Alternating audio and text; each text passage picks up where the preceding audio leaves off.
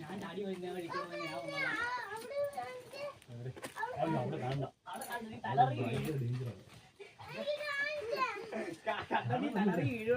തീർന്നു. ഇനി നേരെ വണ്ടിക്കിലേക്ക് പോകും.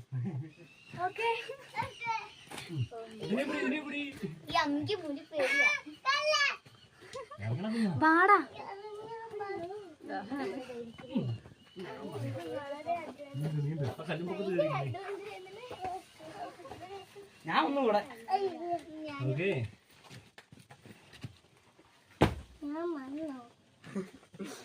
സ്പൈഡർമാൻ